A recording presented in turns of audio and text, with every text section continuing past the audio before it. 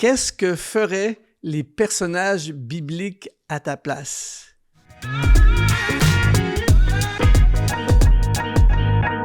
Bienvenue sur Exponentiel Lifestyle, ici Luc Dumont. Exponentiel Lifestyle est une émission pour toi qui veux grandir dans ta foi et qui veut devenir pleinement un disciple de Jésus. Aujourd'hui, ça va être un sujet passionnant. On va parler de ce que feraient les personnages bibliques à ta place. Est-ce que tu t'es déjà posé cette question? Moi, c'est régulièrement, je me pose cette question quand je fais face à un défi, une situation dans ma vie. Je me dis, qu'est-ce que ferait l'apôtre Paul à ma place? Qu'est-ce que ferait le roi David à ma place? Qu'est-ce que ferait Abraham? Et je peux t'assurer que ça m'aide énormément. Alors aujourd'hui, ça va être vraiment fascinant. Reste jusqu'à la fin. Et d'ailleurs, je veux t'offrir en commençant l'accès à une masterclass tout à fait gratuite qui s'appelle « Comment atteindre les sommets de ta vie ». Et c'est un programme pour t'aider à aller encore plus haut et plus loin avec Dieu, pour te dépasser, repousser tes limites. Et en fait, j'ai découvert qu'avec Dieu, nous pouvons atteindre des sommets que nous n'imaginions même pas. Alors, dans cette masterclass, tu vas découvrir comment atteindre les sommets de ta vie. Tu vas dans le premier lien qui est dans la description de cette vidéo et tu pourras avoir un accès gratuit à cette masterclass. Alors aujourd'hui, on plonge dans le sujet « Qu'est-ce que feraient les personnages bibliques à ta place? » Je veux commencer avec Moïse. Moïse, je crois que s'il pouvait te parler et me parler, il dirait « Ne devance pas le plan de Dieu, attends la saison. » Si on étudie ce personnage absolument fascinant, la vie de Moïse, elle est fascinante. Et il s'est retrouvé, lors d'une grande persécution, il s'est retrouvé bébé dans le palais royal. Il va grandir dans le palais royal pendant que son peuple est esclave. Et le peuple d'Israël va être esclave pendant plus de 400 années. Ils vont crier à Dieu et Moïse est témoin de leur souffrance, est témoin de l'oppression qui est sur son peuple. Et dans son cœur, il sait que sa destinée, il sait qu'il est appelé à libérer son peuple. Sauf qu'à un moment donné, il est au bout de lui-même. Il voit un Égyptien maltraiter quelqu'un de son peuple. Et là, il a un moment d'impulsion. Et là, il s'auto-appelle. Il s'improvise libérateur alors qu'il sait que c'est sa destinée, mais c'est pas le timing. Et là, la Bible dit qu'il va tuer un Égyptien, il va l'enterrer, mais au lieu d'activer la libération de la nation, eh bien, il va simplement être obligé de s'enfuir. Il va passer 40 ans comme fugitif dans le désert et 40 ans où il n'y a plus rien ou presque plus rien qui se passe. Il se retrouve berger pour son beau-père Jéthro. Et finalement, 40 ans plus tard, il va y avoir ce qu'on appelle dans la Bible l'expérience du buisson ardent, où là, tout à coup, c'est le temps de Dieu et c'est le temps de libérer la nation. Et là, il va se passer une succession de miracles absolument incroyables. Comme quoi, quand c'est le timing de Dieu, on a très peu à faire et il y a des méga résultats. Alors, je pense que Moïse, ce qu'il ferait à ta place aujourd'hui, alors que peut-être que tu es impatient face à une situation dans ta vie, face à retourner aux études, te lancer dans des études, démarrer ton ministère, démarrer ton business ou changer de contexte à ta vie, alors que tu aurais tellement envie de régler tout ça aujourd'hui, eh bien, je pense que Moïse, à ta place, il dirait « Sois patient, attends la saison, tu as tout à gagner à attendre la saison de Dieu parce que c'est tellement plus facile quand c'est dans le timing de Dieu. Peut-être qu'aujourd'hui, tu sais que tu dois accomplir quelque chose. Tu sais que Dieu t'appelle. Tu sais que tu dois changer, tu dois déménager, tu dois aller étudier à l'étranger. Tu sais que tu dois te lancer dans le ministère. Tu sais que tu dois démarrer ton business. Mais peut-être que ce n'est pas la saison. Et Moïse, à ta place, il dirait, je vais être certain d'être dans le timing de Dieu. Maintenant, la question, c'est qu'est-ce que Abraham ferait lui aussi à ta place? En fait, Abraham, c'est un des personnages les plus fascinants de l'Ancien Testament. Abraham a commencé sa vie, entre guillemets, a commencé sa vie à 75 ans.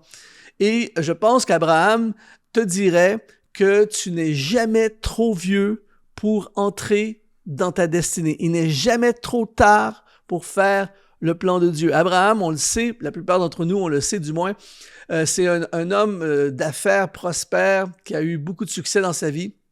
Sauf qu'il n'a pas eu d'enfants. Et dans le contexte de l'Ancien Testament, c'était comme une priorité. Il faut que tu aies des enfants, il faut qu'il y ait une postérité, tout ça. Et donc, il y avait un gros manque dans sa vie. Il y avait toutes les possessions matérielles, mais il y avait un manque dans sa vie et on n'avait jamais entendu parler de lui jusqu'à ce jour. Et ce qui est intéressant dans l'histoire d'Abraham, c'est qu'il s'est retrouvé à Charan. Écoute bien ceci, c'est très puissant. Il s'est retrouvé à Charan, mais c'est pas lui qui a décidé d'aller à Charan. Charan veut dire lieu aride, lieu de sécheresse. Et il s'est retrouvé là-bas parce que c'est son père Térak qui l'a amené à Charan. Et donc, il se retrouve dans un contexte qu'il n'a pas demandé, qu'il n'a pas désiré. Et il est en train de mourir à Charan. Et là, à cet endroit de sécheresse, Dieu va dire, il avait 75 ans, Dieu l'appelle à quitter Charan et à partir vers la terre promise. Et ce qui est fascinant dans l'histoire d'Abraham, c'est que, d'une certaine façon, c'est comme s'il avait commencé sa vie à 75 ans. C'est à 75 ans qu'il est entré pleinement dans sa destinée. C'est à 75 ans qu'il est devenu le père d'une multitude parce qu'il aura un enfant et il va vivre quelque chose d'absolument incroyable dans sa vie. Il va partir avec toute sa famille, toutes ses possessions. Il va partir vers le pays promis et il deviendra le père de la foi. Alors, Abraham, je pense, à ta place, il dirait: tu n'es jamais trop vieux pour tourner à l'université. Tu n'es jamais trop vieux pour réaliser ton rêve. Ça fait des années que tu rêves de démarrer une entreprise, mais toujours plein de contextes, les enfants, la famille, les finances, peu importe. Et il te dirait, tu n'es jamais trop vieux pour accomplir ton rêve. Je lisais d'ailleurs que le colonel Sanders, à l'âge de 65 ans, il a démarré ce qu'on appelle KFC. Aux États-Unis, il est parti avec sa recette de poulet et il y a eu 999 refus. Les gens disaient, on veut pas ton truc. Et il a persévéré et à 65 ans, il a commencé sa carrière d'entrepreneur, de restauration et tout ça. Et donc, tu n'es jamais trop vieux pour faire la bonne chose. Tu n'es jamais trop vieux pour te lancer dans le ministère. Tu n'es jamais trop vieux pour écrire ton livre. Tu n'es jamais trop vieux pour poursuivre ce que Dieu a mis dans ton cœur. Alors, si Abraham était à ta place, il foncerait. Si Abraham était à ta place, il irait de l'avant. Alors, on va parler maintenant d'Esther. Qu'est-ce qu'Esther ferait à ta place? Je pense que la première chose qu'Esther te dirait, c'est ne panique pas. Peu importe le contexte, peu importe la noirceur de ta situation, peu importe le désespoir que semble projeter ta situation, Esther dirait ne panique pas. Quand on étudie l'histoire d'Esther, elle est très crédible pour dire ça parce que elle est orpheline, en exil, comme si ça n'allait pas déjà assez mal. Eh bien, elle se fait, à cause de sa beauté, elle se fait, entre guillemets, capturer, enlever, et elle se retrouve involontairement dans le harem royal. Ça veut dire que sa vie est finie. Ça veut dire qu'elle ne pourra plus jamais épouser quelqu'un d'autre, elle ne pourra plus jamais avoir la liberté de vivre la vie qu'elle a envie de vivre. Elle se retrouve prisonnière. Et il y avait tous les éléments pour être découragée, pour ne plus avoir de but dans la vie, pour tout abandonner, tout larguer. Et pourtant, ce qu'elle ne savait pas à ce moment-là, face à un problème si grand, face à une situation autant impasse, eh bien, elle ne savait pas que Dieu, dans sa grandeur, dans sa souveraineté, l'avait positionnée dans le palais royal pour gagner faveur auprès du roi, pour être l'instrument, imagine, l'instrument de Dieu pour libérer sa nation d'un génocide, parce qu'il y a un génocide qui est en train de se préparer sur la nation et ça prend quelqu'un qui va influencer le roi. Ça prend quelqu'un qui est très, très proche du roi et qui va pouvoir l'influencer à changer la direction. Et c'est à cause de sa difficulté et à cause de son problème qu'elle va se retrouver reine. Elle va se retrouver avec un niveau d'influence qu'elle n'aurait jamais pu par elle-même réaliser. Et elle va faire partie de l'histoire. Alors, si Esther faisait face à ta situation, peut-être que tu es dans un emploi impasse, peut-être que tu es dans une situation financière ou familiale qui a l'air d'une impasse, peut-être que tu es dans une saison extrêmement sombre de ta vie où tu regardes à gauche, à droite, en avant, en arrière, tu te dis « je vois aucune issue, je vois pas comment je peux m'en sortir, je vois pas comment je pourrais aller plus loin, je suis complètement dépassé ». Esther, si elle était à ta place, elle dirait premièrement « ne panique pas ». Parce que Dieu est au contrôle. Et je ne sais pas quoi, mais Dieu va faire quelque chose. Elle te dirait, sois fidèle là où tu es. Et elle s'accrocherait à la fidélité et aux promesses de Dieu. Et elle sait que toute chose concourt au bien pour ceux qui aiment Dieu. Alors si Esther était à ta place, elle serait en mode calme, confiante, sachant que si Dieu est pour nous, qui sera contre nous. Alors, maintenant, qu'est-ce que ferait David à ta place? Et David est un personnage que j'aime tellement dans la Bible. Eh bien, si David était à ta place, une des choses qu'il ferait, en tout cas, une des choses qu'il te dirait, c'est même si tes proches, ta famille, les gens autour de toi ne t'appuient pas dans ce que Dieu a promis sur ta vie, fais confiance à Dieu parce que Dieu va accomplir sa volonté.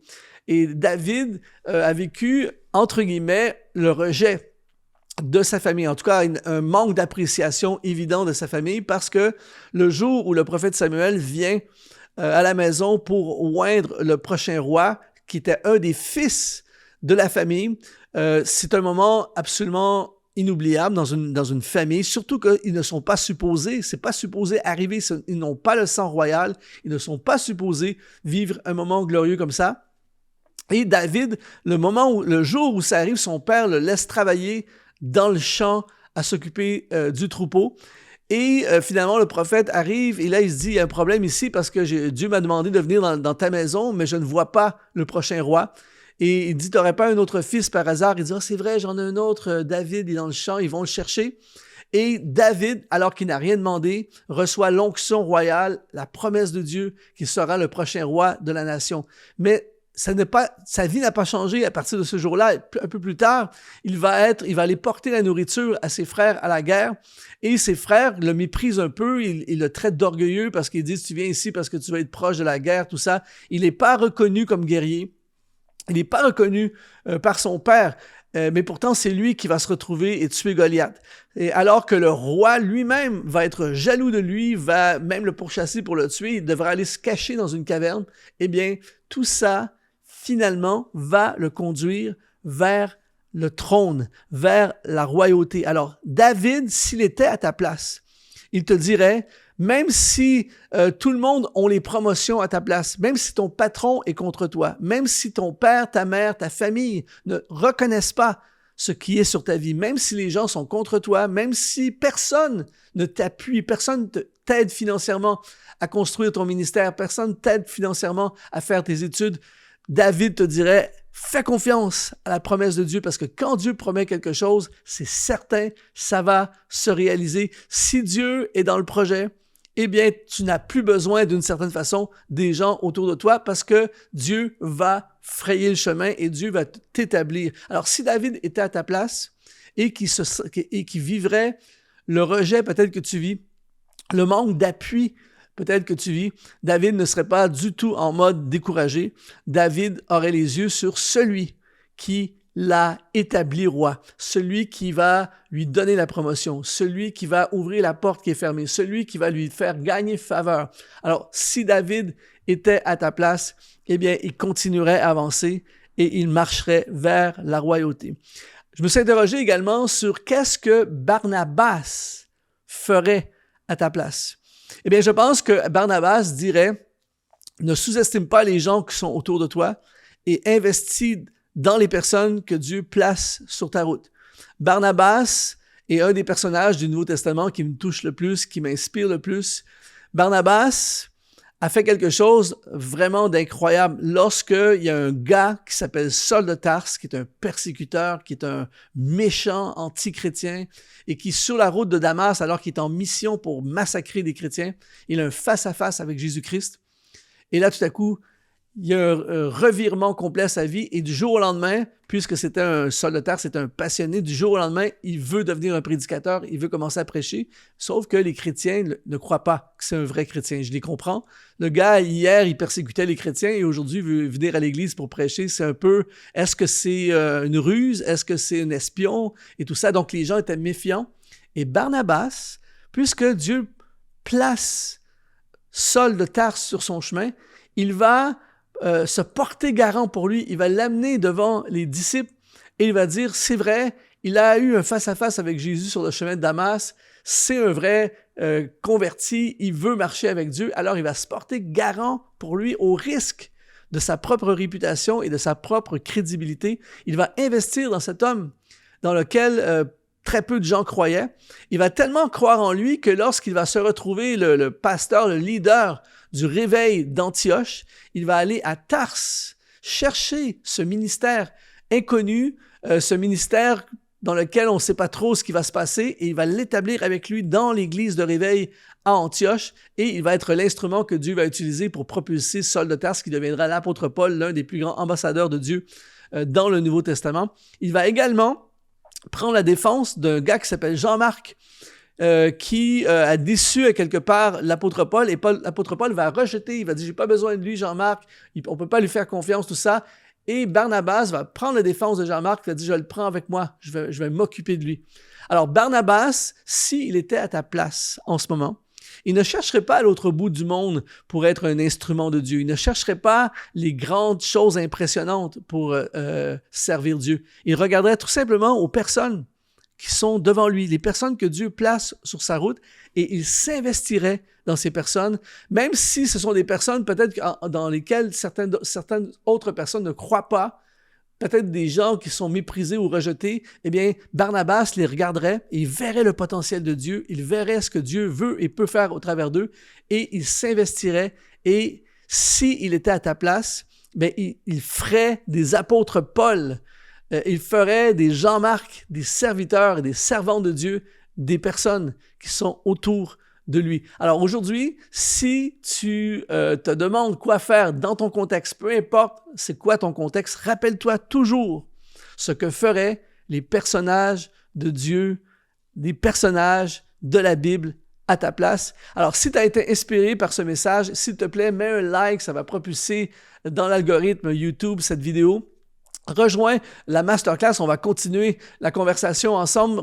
Va dans le premier lien qui apparaît dans la description de cette vidéo. Rejoins la masterclass, comment atteindre les sommets de ta vie. Abonne-toi à notre chaîne YouTube. Et ici Luc Dumont. Et je te dis, sois ultra exponentialisé.